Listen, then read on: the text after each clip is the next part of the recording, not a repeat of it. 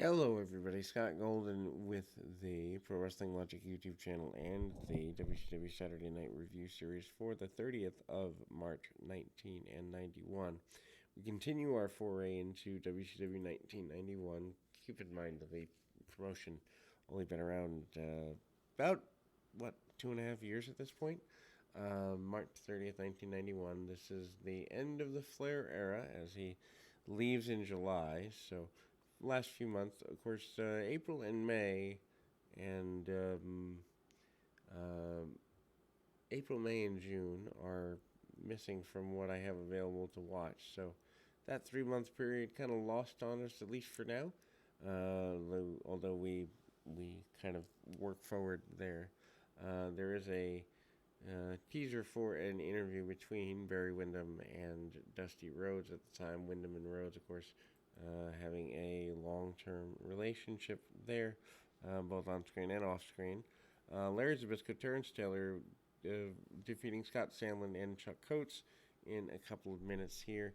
Zbyszko is at this point a pledge for the York Foundation, although that doesn't last too long. Kind of does that for a little bit, but fades by the end of the year here. Zbyszko and Taylor, an interesting team. I think they could have done more with that, but I also think they could have done more with Terry Taylor in WCW in 1991.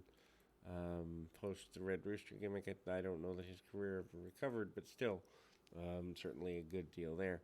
Zbyszko, kind of in doing more power moves, Taylor more finesse.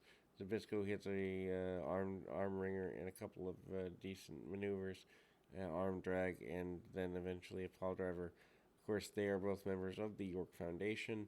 Zbyszko not really in the York Foundation for very long. Taylor, the charter member, for lack of better terms. Zbyszko choking his opponent out in the Tree of Woe type upside down hanging maneuver, and again, there we go. We go off to another in series of matches. Big Josh here, facing off against an enhancement talent. Big Josh is facing off against Bill Ford.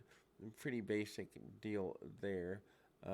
Josh with a couple of clotheslines, punches, kicks, and other basic maneuvers, including but not limited to the log roll. That is pretty consistent there, and again, hits the top rope splash type maneuver on his adversary. Here, Bill Ford gets a little bit of a comeback, and they're certainly doing more with kind of enhancement talents, getting a little bit of a run there, and ultimately, it's basic. It's an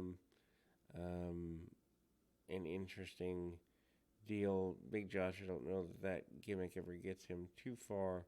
Him coming in majority from Portland. Then we see Nikita Koloff talking about wanting to defeat Lex Luger in the upcoming Super Brawl. Koloff, of course, former U.S. champion, wanting to be U.S. champion again, having turned on his adversary there. Sting and Hacksaw Higgins up next. And I mean, Sting kind of, I wouldn't say fully lacking a feud, but certainly after being the world champion in 1990, here in the early part of 1991, first quarter 1991, Sting kind of lacking a main partner. Hacksaw Higgins, getting driven back to the corner. Sting hits kind of a drop kick off the top, Stinger splash, Scorpion Deathlock, 1, 2, 3, and away we go.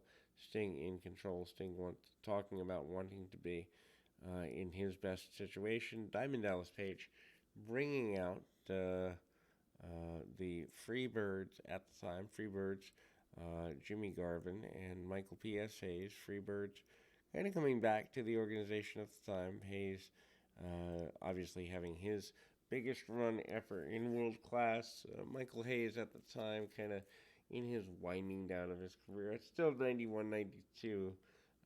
Pretty basic for them. They do have a couple of U.S. tag title runs and all of that, but Michael Hayes, Jimmy Garvin, not quite the same Freebirds that most people in the world class territory would come to know and love. Anyway, Michael Hayes casts his opponent to the outside. The opponents Also seconded by Big Daddy Dink. Big Daddy Dink, aka Sir Oliver Humperdinck, a character that I never really fully got into. It just wasn't my thing. I don't really understand the benefit of it. Carl Robinson and John Faulkner are the opponents for them. Then we go, and again, the Freebirds obviously getting a quick victory here. Then we move to a basic enhancement match. Actually, that's pretty much half of what's on here. Enhancement matches. Um, we go to Bobby Eaton and Doug Vines. Eaton, think about this, just two months before or thereabouts, had been in contention for Ric Flair's world title here in 1991. Eaton also a babyface after the breakup of the Midnight Express the previous year. Of course, Jim Cornette off getting ready to start Smoky Mountain Wrestling, and Bobby Eaton still staying for the money, obviously. Eaton eventually, within, 6 months or so, starting probably a little longer than that, starting a tag team with Arn Anderson, which is good for him. Eaton, always a major guy going forward. Bobby Eaton, though, hits the shot to the jaw and manages to get things going. It's funny, these squash matches actually feel like they are still competitive, which I think is something lacking in like an AEW internet show squash match, or even the squash matches that are on AEW today. And AEW to me is the best company in the U.S. today, but they still have at least 40% of their stuff that can be thrown away because it doesn't look like a competitive contest. Big lariat by Bobby Eaton. Eaton, again, then managing to come up a bit and ultimately manages to do what he can where he can, and some basic maneuvering along the way here. They hype the Japan Super Show. That's after Bobby Eaton, of course, gets the victory with the Alabama Jam. Then we go to Brian Pillman. Pillman not really having much of a direction here in 1991. Not that they're really squashing him out quite yet, although that does become kind of a threat going forward. Brian Pillman here in an enhancement match, and this is really an enhancement heavy show as mentioned before, but Pillman gets a crucifix sunset flip type maneuver, pulling his guy over into a pretty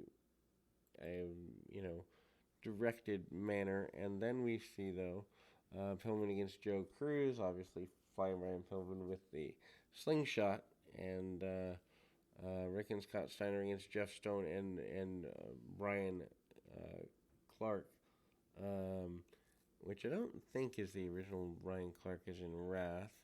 Anyway, Rick and Scott Steiner, of course, the tag team champions in Japan, the IWGP champions at the time, as well as the WCW tag team champions. This is right before Scott Steiner, within the next couple of months, gets injured. I think tears the bicep off the bone. I know the bicep was an issue at the time. The Yellow Dog is also a major force, as Brian Pillman kind of talks about that. Barry Windham is his main opponent here. Then we go, as mentioned, to that Steiner's match. Steiners take a couple of shots. Scott Steiner hits the Frankensteiner line by Rick Steiner, and the Steiners are dominant throughout. Speaking of dominant, Sid Vicious returns. Sid Vicious is here in the early part of 1991. Think about this, he leaves for the WWF by the summer, so kind of there, and I mean, they're kind of just talking it through. His failed Horseman run also less than a year ago, so Sid Vicious here, pretty big deal. Punch kick, very basic maneuvers, hits the choke slam and gets the power bomb and the victory. Then also power slam in there in the middle too.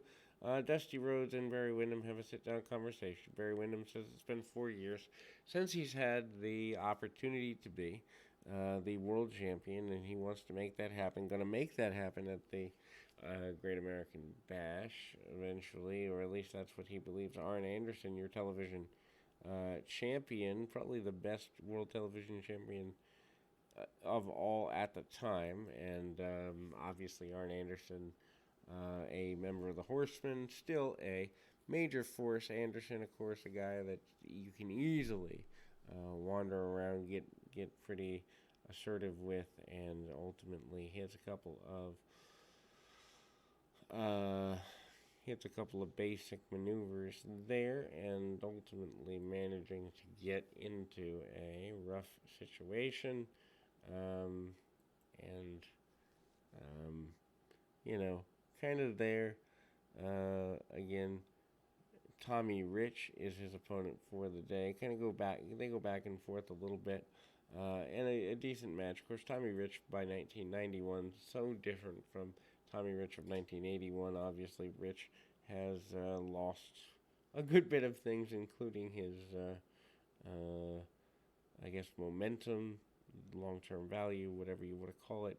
Anyway, takedown by Rich. Rich trying to get advantages, also gets a figure four on Anderson. Ironic because Rich, of course, using Ric Flair's hold and the Horseman. Still running strong here in the early part of 1991. Anderson manages to get taken down again, going back to the second rope on the inside is one Tommy Rich. The roll through. Actually, this was the one match on the show that's actually worth going out of your way to see. Lots of back and forth, near fall pinfalls, and Anderson finally does get your victory in relatively quick order. Lex Luger, your U.S. champion, willing to take on Nikita Koloff. Koloff has been a guy that trying to get under Luger's skin for a while. Hype for the Japan Super Show that's coming up in the next little while. The Japan Super Shows actually were quite enjoyable, at least to my liking. Ron Simmons talks about the kind of ending of Doom, for lack of a better term, and ultimately getting under that run there.